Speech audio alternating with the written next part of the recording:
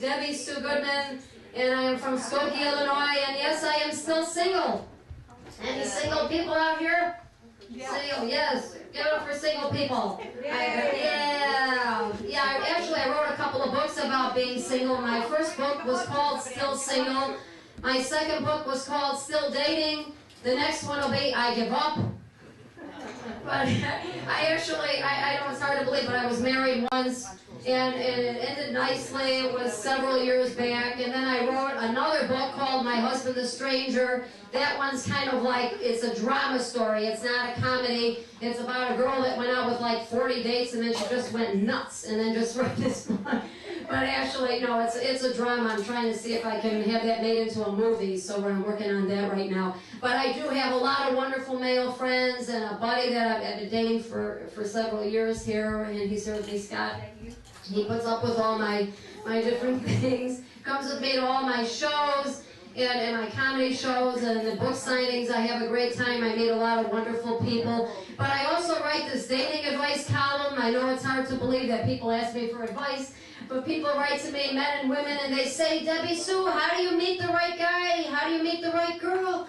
And I tell them, you know, you can meet people in unusual ways. For instance, I was just standing in line at my local post office, minding my own business. There was a guy standing behind me. He was holding a bunch of envelopes. He taps me on the shoulder. I turn around, and he says, you know, with a face like that, I feel like I can tell you anything. He says, I'm going to tell you everything. He goes, I lost my last 4 jobs. Yep, they fired me. I'm mailing out 6 resumes, and my car was repossessed. So I gave him my phone number. I don't know why he just looked like a nice guy. Calls me up the next day, and I heard a strange noise in the background. It sounded like a washer and dryer. It was like the thump, the thump, the thump, the thump. Sure enough, he says, Debbie Sue, I'm calling you from the local laundromat. They took my phone away. I'm calling you from a payphone. I've only got a minute to talk because I'm running out of dimes. But I'd like to take you on a date for a walk. I said, oh, a walk? On the first date? No way, I don't do things like that on the first date. Maybe the second, maybe the third. I'm not that kind of girl. Anyhow, I was working with a fellow for 2 years. We never had lunch together. We never had dinner together. He says, Debbie, in all this time, we've never eaten together. And we've been working for a couple of years. Come on, girl, let's do lunch. I said, okay. We get to the restaurant, we order the food. Now he starts talking slowly as he's eating, and I start talking slowly, but I start blinking, you guys. Something was hitting me in the eyes. Now he starts talking faster, eating faster. I start blinking like this. I realize now he's spitting food in my eyes. I didn't know what to do. I didn't want to hurt his feelings. He thought I liked him, and I was winking at him.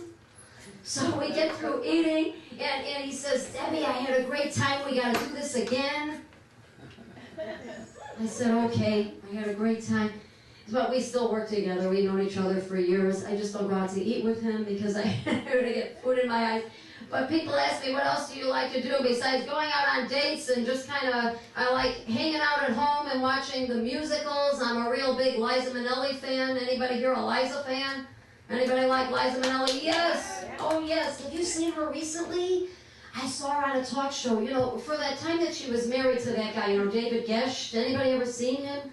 He was, what was he, like 15, 20 years younger than her, and they were on a talk show together. They had a really unusual relationship, but I saw him, and he sort of had those big eyes, the cheeks, that was sort of like, he had this kind of a look. He was a real looker. I don't know why that didn't work, but anyhow, but I heard her talking, and she's single now, and she looks good. I mean, she really looks good. She says, I had 4 or 5 husbands, and David and I, well, we stayed friends for a while. I was happy, but and then I wasn't happy. It was kind of a volatile relationship.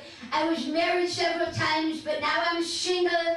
I'm a swinging single, and I'm so happy you're all here today. I'm sorry to be spitting on everybody in the front row, but we are having such fun at Howard's party. Howard, thank you for inviting all of us. I'm having such fun, and my name is Elijah. And that's Elijah with a G, not Elijah with an S. Oh, I love Liza.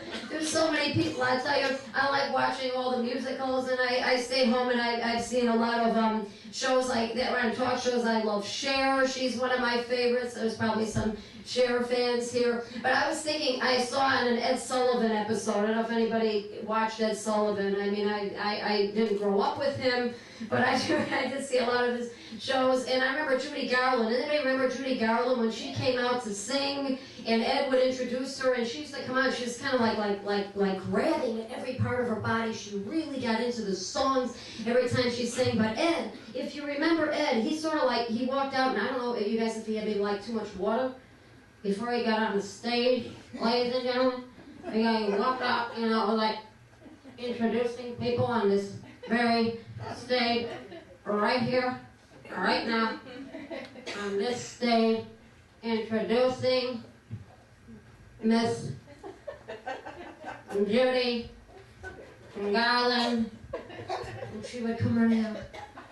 You made me love you. I didn't want to do it. I didn't want to do it. You made me sigh for, and all the time you knew it. I guess you always knew it. Give me, give me, give me, give me what I cry for. You know you've got the brand of kisses that I die for. You know you made me love you.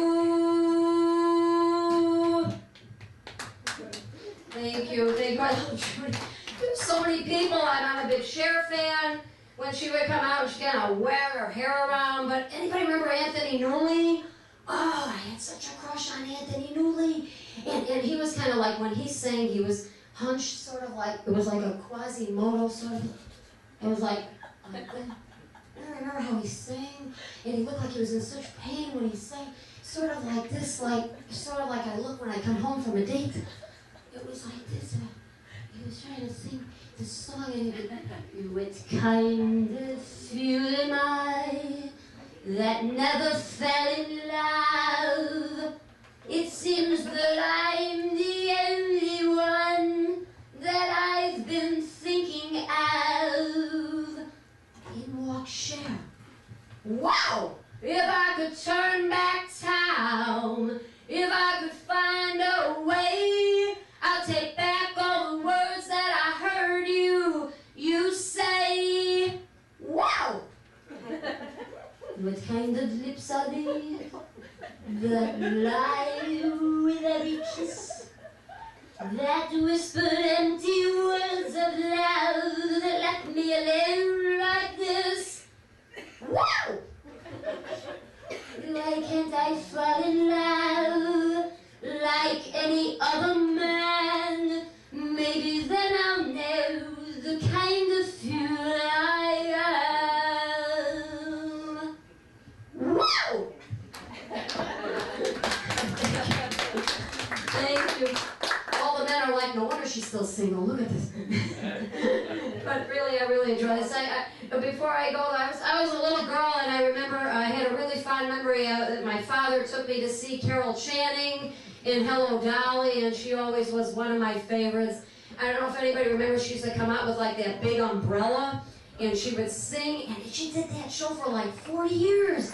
Didn't she? Like 2 times a night for 40 years, she would come out on the stage, and she'd sing, and she'd be smiling at how she did it. She had that little umbrella. We're going to improvise.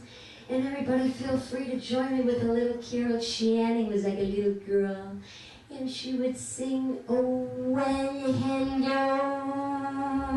Howard, well, hello, Scotty, it's so nice to have you back where you belong. You're looking swell, Johnny, I can tell. Scotty, you're still glowing, you're still crowing, you're still going strong. I feel the room swaying, for the band's playing one of them old-time favorite songs from who knows when. So, golly gee, fellas, lend her an empty knee, fellas. 'cause Dolly, you'll never go away again. Thank you so much, everybody. Thank you. Oh, God. I tell you, I have a group of friends that refuse to go out with me anymore. My girlfriends won't go to a nightclub or a club with me anymore. I'm the first to say I have my faults, but I didn't know what my girlfriend Cindy was talking about when she said, Debbie, we are not going to a nightclub with you or a bar, because every time we go to the nightclub, you take a sip of wine and all of a sudden you start singing Broadway show tunes. Something happens to you. I said, me singing Broadway show tunes? I had no idea what she was talking about. She said, no way, girl, are we going with you anymore? I'm not going out with you certainly anymore. Because the last time you and I went out together, you took a sip of my wine, you turned around, and all of a sudden you stood up and you started singing like Ethel Merman. I said, me singing like Ethel Merman after one sip of wine? Come on, you gotta be kidding. There's no business like show business, like now business, I know. Everything about it is appealing, everything the public will allow. Nowhere can you get that happy feeling when you are stealing the extra bow. There's no people like show people. They smile when they are loud. Let us